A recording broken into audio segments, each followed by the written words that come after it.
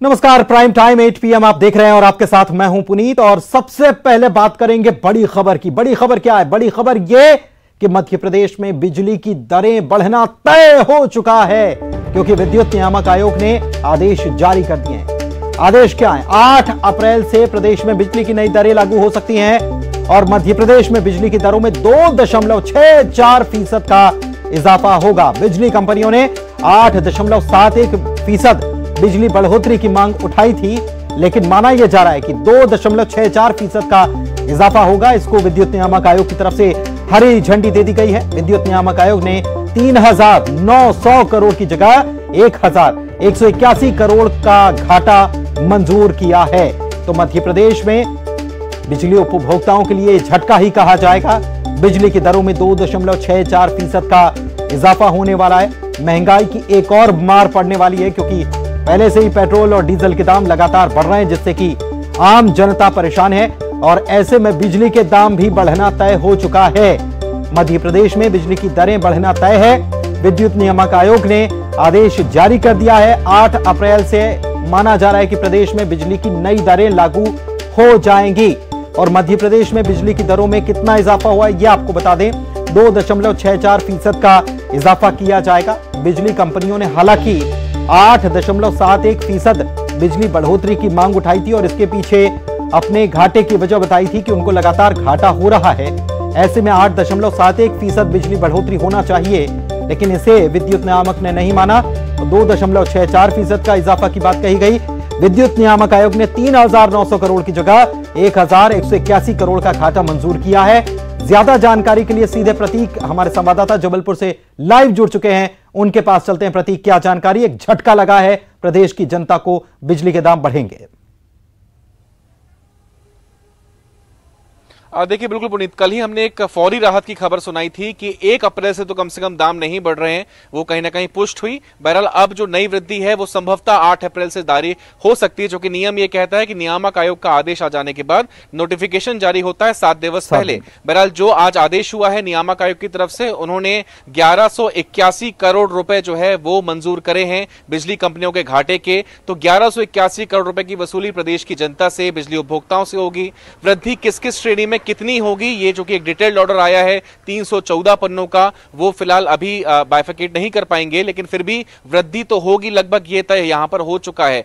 जिस प्रकार से वृद्धि की मांग थी जो कि बिजली कंपनियों ने करी थी वो 8.71% की थी, लेकिन नियामक आयोग ने 2.64% की वृद्धि को ही यहां पर मंजूरी दी है। तो बेशक वृद्धि तो है, जो कि पेट्रोल, डीजल, गैस के बाद अब बिजली भी महंगी होगी, लेकिन हां, जो कयास लगाए जा रहे थे कि 8 से 10% की वृद्धि हो सकती है जो बिजली कंपनियां डिमांड कर रही हैं, कम से कम उतना बड़ा झटका तो नहीं लगेगा, लेकिन झटका जरूर लगेगा, क्योंकि वृद्धि 2.64% की यहां पर नियामक आयोग ने मंजूर कर दी है।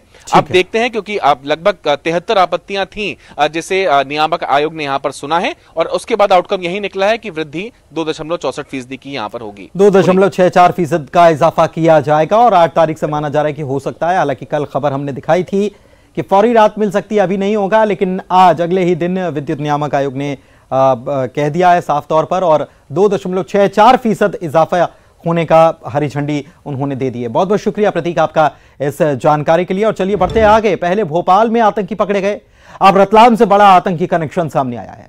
जयपुर को बम धमाकों से दहलाने की साजिश रचने वाले 3 संदिग्ध आतंकियों की गिरफ्तारी के बाद यह खुलासा हुआ कि इनके तार रतलाम से जुड़े हुए हैं।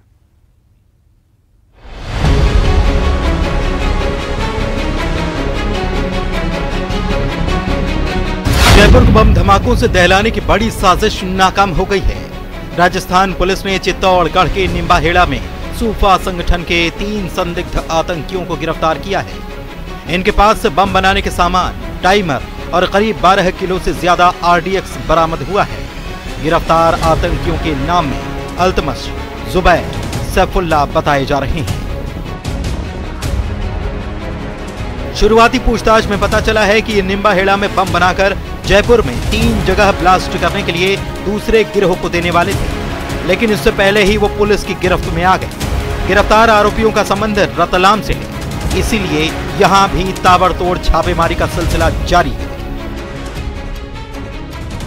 जो इसमें 3 संदिग्ध व्यक्तियों को पुलिस के द्वारा गिरफ्तार किया गया है। इसमें इनके जो ठिकानों का पता चला है, इनकी पुरानी जो आपराधिक गतिविधियां हैं पृष्ठभूमि को देखते हुए भी इनके सभी ठिकाने, इनके सभी साथीदारान, इनसे और किन किन लोगों का लिंक था, उन सभी मामलों में, उन सभी दिशाओं में रतलाम पुलिस और साथ साथ मध्य प्रदेश ATS भी इसमें कार्य करती है। और रतलाम पुलिस में रतलाम के स्थानीय स्तर पे हम इनके सभी ठिकानों की तलाशी ले रहे हैं। इनसे मिलने वालों के, इनके जो अन्य साथी हैं उनकी तलाशी, उनकी जो पूछताछ है वो जारी है। शुरुआती विवेचना है, उसमें हम लोग जिन जिन से पूछताछ कर रहे हैं तो पूरा एक इसमें ट्रैक बनाने का प्रयास कर रहे हैं कि कहाँ से ये अवैध जो सामग्री थी इनके पास आई है और किन के पास रही, किन किन लोगों के द्वारा इसको स्थानांतरण किया गया और अब फाइनली कहाँ जा रही थी। तो इन सभी पहलुओं पर विवेचना जारी है और शीघ्र ही और भी अन्य जो लोग इनमें इन्वॉल्व हैं उनको भी शीघ्र गिरफ्तार किया जाएगा।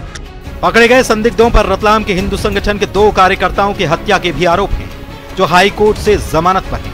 बताया जा रहा है कि सितंबर 2014 में कपिल राठौर और पुखराज हत्याकांड में सैफुल्लाह और अक्टूबर 2017 में हुए तरुण साखला हत्याकांड में जुबैर और अल्तमश गिरफ्तार किए गए थे।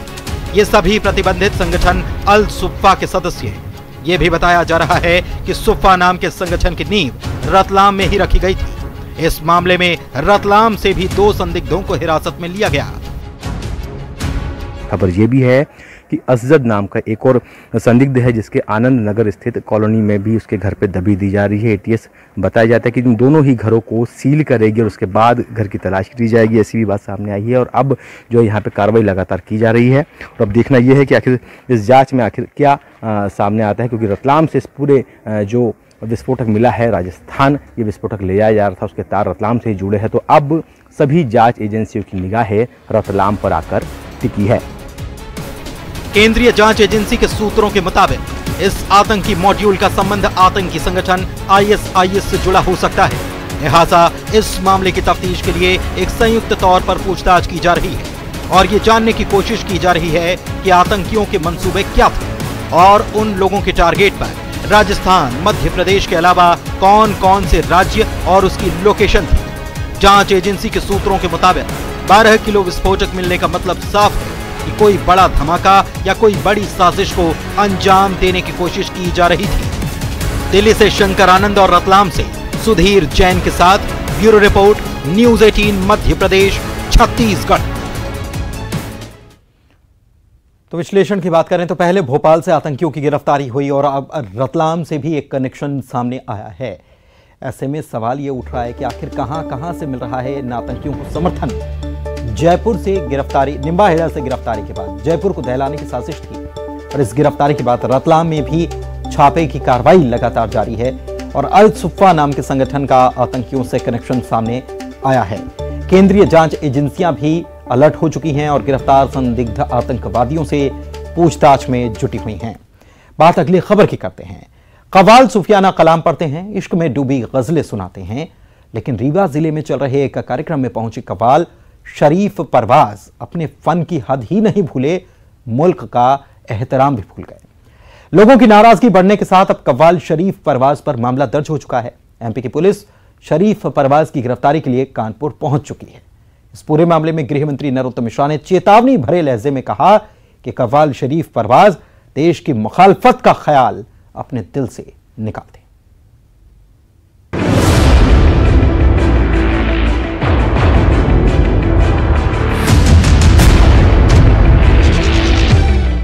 अगर चाहे लेना तो हिंदुस्तान पता ही नहीं चलेगा कहां पर बसा था, कहां पर था। हाँ, ये का वो मकाम है कि अगर नजर फेर लेते हैं तो पूरे शहर वीरान कर देते हैं। जरा हिस्ट्री पढ़ लो तो पता चल जाएगा। सुना आपने? नहीं सुना तो फिर सुनिए। सुनिए अमन का पैगाम देने वाले कव्वाल की जुबान सुनिए। सुनिए ये इस देश के बाशिंदे हैं।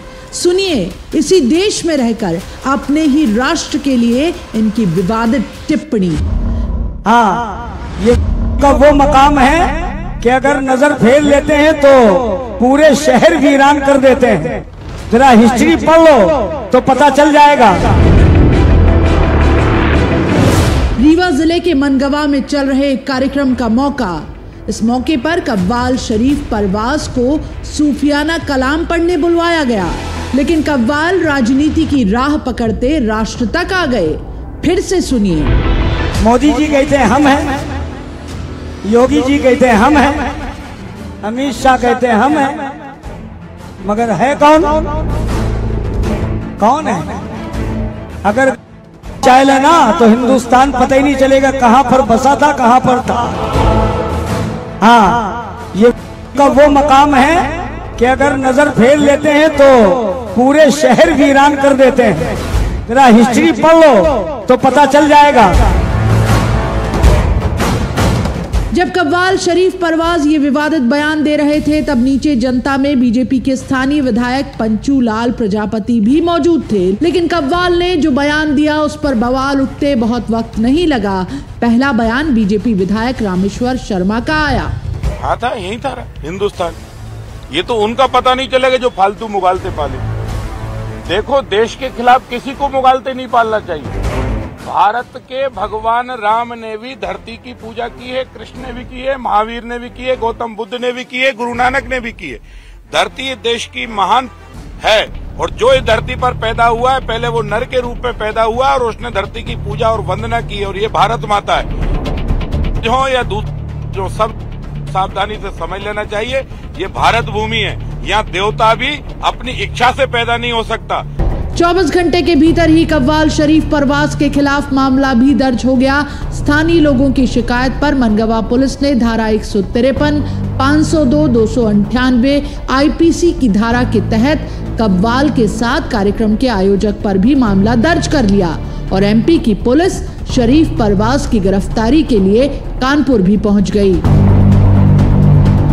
मेरा कव्वाल जी से निवेदन है कि वो ठुमरी, दादरा, ख्याल कुछ भी गाएं, लेकिन देश के खिलाफ गाने का ख्याल ही निकाल दें और इस तरह का नहीं चलेगा। मैंने तत्काल ही उसमें प्रकरण रजिस्टर के आदेश दे दिए थे कव्वाल जी के खिलाफ में। आदरणीय शरीफ परवाज जी के धारा 153, 505 और 298 में कार्रवाई भी 98 में कार्रवाई हो गई है। क्या उर्स के मौके पर इस तरह की तकरीर दी जानी चाहिए? कव्वाल का फन क्या है और उनकी हद क्या? मौसीकी तो अमन का पैगाम देती है, ये नफरत कहां से आई? रीवा में अर्पित पांडे और भोपाल में अनुराग श्रीवास्तव के साथ bureau report, news 18 Madhya Pradesh Chhattisgarh. तो रीवा के कार्यक्रम में कव्वाल शरीफ परवाज हदें पार कर गए। कव्वाली के दौरान शरीफ परवाज ने देश विरोधी बातें कही। लोगों की नाराजगी के बाद शरीफ पर मामला दर्ज हुआ। शरीफ की गिरफ्तारी के लिए कानपुर अब पुलिस पहुंच चुकी है, मध्य प्रदेश की पुलिस। कव्वाल की जुबान पर यह राष्ट्र विरोधी कलाम आया कहां से, सवाल यह भी है। चलिए बढ़ते हैं आगे। आज हुई कैबिनेट की बैठक की बात करते हैं जिसमें कई अहम फैसले हुए हैं, लेकिन सबसे खास यह है कि किसानों के लिए कैबिनेट ने खरीफ फसल का ऋण चुकाने की आखिरी तारीख बढ़ाई है और इसे 15 अप्रैल कर दिया है। इस फैसले से किसान डिफॉल्टर होने से बच पाएंगे। किसानों को खरीफ फसल के लिए 0% ब्याज दर पर लोन मिल पाएगा।